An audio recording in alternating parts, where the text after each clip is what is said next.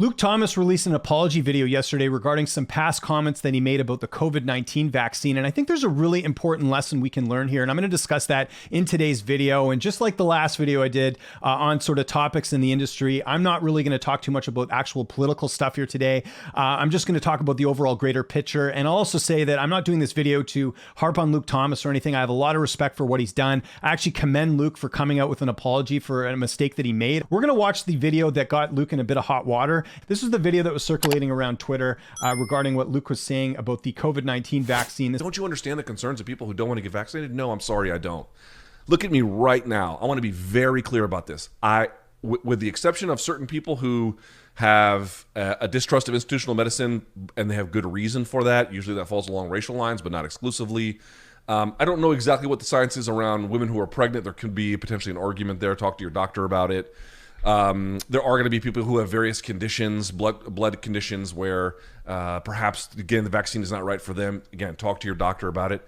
But for the overwhelming majority of you you're just fine if you get it. The idea that I have to take seriously someone else's conspiratorial worldview, some manufactured nonsense, I have to respect that. No, I'm sorry, I don't.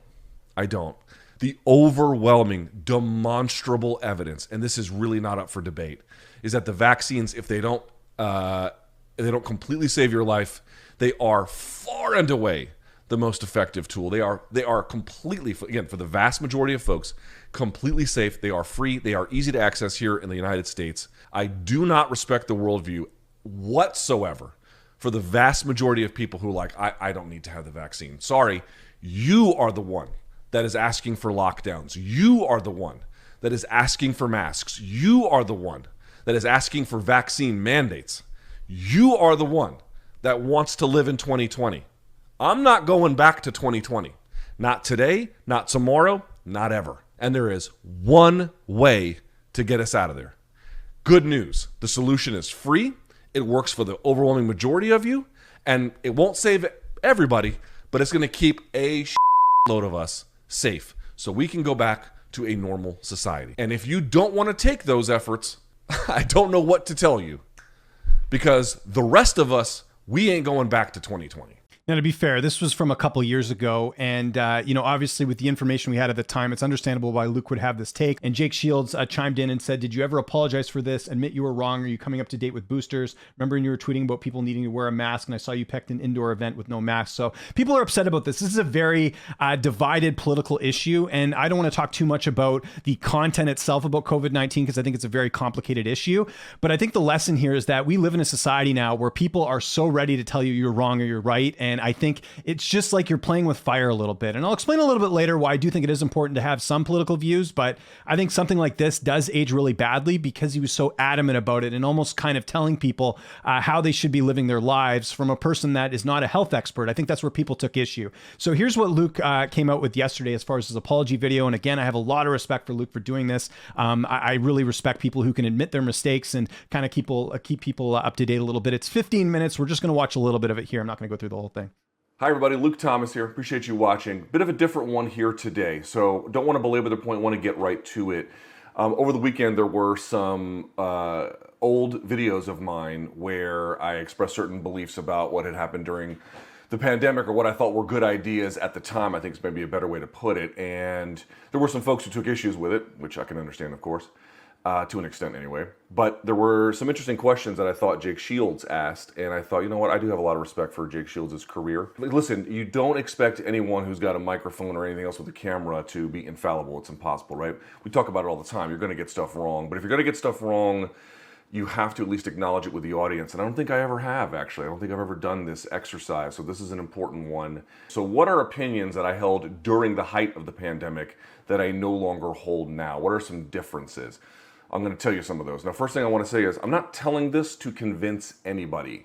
Not that I think I could, but even if I could, that's really not what the point is. The point is to reckon with it and talk to the audience about it, because I think you're owed that. All right, first up, let's talk about masks. And again, not trying to convince anybody. So opinions that I used to hold, how many of them do I still hold? Here's where I'll tell you where I'm at now.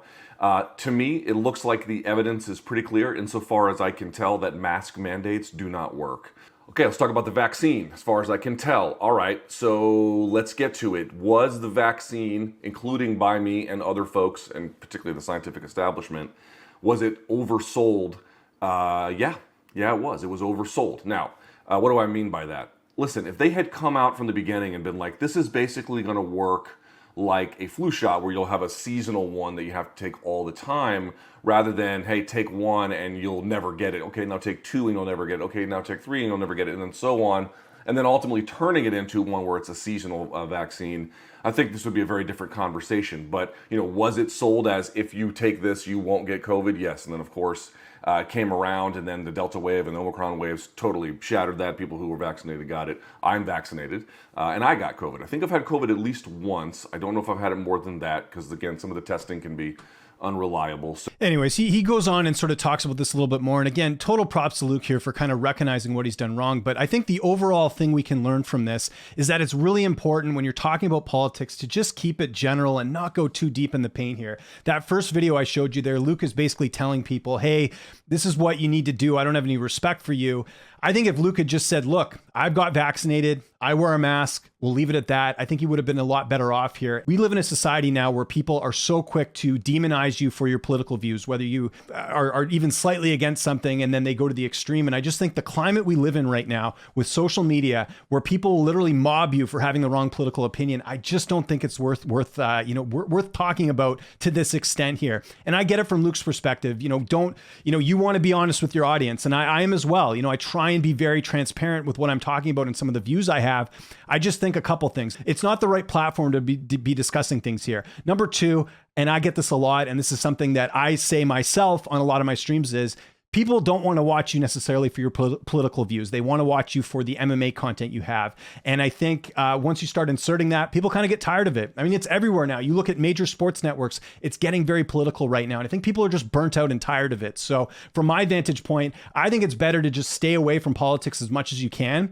Like I said, I don't have an issue if people ask you a question directly and you feel like you want to give them an honest answer, whether it's like, taking the COVID-19 vaccine or something. Like, I'll admit it, I took the COVID-19 vaccine as well. I have my own reasons for it. I don't need to justify that to everyone. I don't think people watching this video right now want to hear my exact thoughts on that. Maybe you do, but that's something I could talk about in private. But I just think when you bring in politics to the forefront, it really distracts things. And again, we have this huge UFC 291 fight week. And I know this isn't completely taking things away from what's happening at the time of recording this video, but Luke wouldn't even have to address this if he had just from the get-go a couple of years ago just said, hey, look, this is what I'm doing. We don't need to go into, you need to be doing this type thing. And again, I think that's where people take issue. And I just want to state, I don't have a dog in this fight either way. I can understand both perspectives here. I'm Canadian. We're a little bit impartial here when it comes to political issues. So from my perspective, I just feel like when it comes to politics, I don't like to go hard in the paint either way. You know what I mean? That's kind of the way I look at it. And that's how will continue to do my coverage going forward. And just to give you an example of how polarizing politics have become in our country, I saw people get mad at Luke Thomas from both sides of the equation. I got people mad that Luke should have never said this to begin with. And then I saw people upset that Luke acknowledged Jake Shields, who's been considered a bit of a controversial figure on Twitter. I saw people getting mad at Luke for even acknowledging him. So this is what I'm talking about. We live in a society now where people do not want to discuss ideas. They want to talk about who's right and who's wrong. And it's become very tribal. And that's why you never see me post any political stuff on my social media accounts. You don't really see me talk about politics on my live streams or anything like that. And that's why in general, like, I stay away from it because it's just a headache and you're just wasting a lot of time when you're dealing with people that just go so extreme on this stuff. And we just live in, like I said, such a divided climate right now. I just don't think it's really worth it to dig into this. And that's just my personal opinion. Is I think you can have your political views. I just think you don't need to go too deep into it because, again, you're going to start alienating people. You're going to start creating, this environment that's just very hostile overall. So that's kind of my thoughts on everything. And this is probably the most political video I've done, and I haven't even really talked too much about it. But even just from my perspective, I was even debating doing this video because I know how people act when it comes to politics. And it's just, honestly, people get a little bit crazy is kind of what I'm getting at. So I want to know what you guys think in the comment section below. Do you agree that people who are in media that aren't covering politics should, maybe keep it to a minimum? Like I said, I don't mind people giving the odd view here and there, but I think if you're going and starting to tell people what they should be doing, I think you're getting yourself in a little bit of trouble here. And I'll say it again, I don't have any issues with Luke Thomas or anything like that. I get where he was coming from back then by saying what he said, because again, it's an issue that was affecting everyone. But I also think we can learn something here in that it's probably a good idea when it comes to covering sports to just leave a lot of the politics out of there.